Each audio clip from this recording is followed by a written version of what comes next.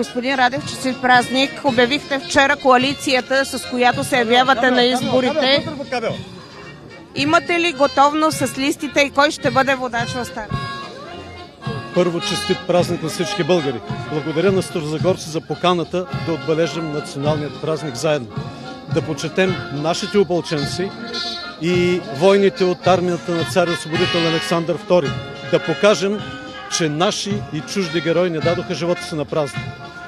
Да покажем наистина, че ние пазим паметта за тях и ценим свободата си. Това е особено важно днес, когато световният ред се разпада пред очите ни.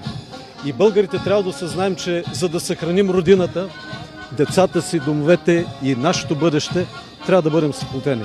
Не трябва да се поддаваме на политически и всякакви други разделения. Не трябва да оставяме държавата в ръцете на търгаши. Защото днес това е въпрос на оцеляване. И това е именно каузата на коалиция Прогресивна България, които ние регистрирахме вчера. Наистина честит празник на свободата на всички българи. За листите, готови ли сте с листите? Разбира се, работим по листите, ще бъдат обявени в законния срок.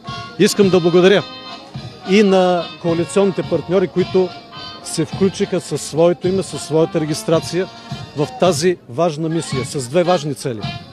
Да демонтираме олигархичният модел и да укрепим държавността и да отворим пред България пътя за развитие като нормална, прогресираща европейска държава.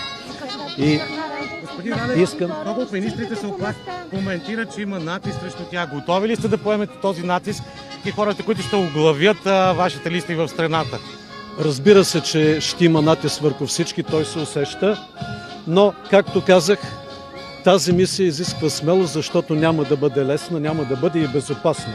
Но има достатъчно хора, които ще дадат всичко възможно, за да се отвори пътя за развитие на България. Искам да благодаря на ВМРО, които вече заявиха своята подкрепа, и на всички други, които ще го направят, защото те ясно осъзнават своята отговорност, имат трезва преценка, че тези избори поставят България пред два пътя.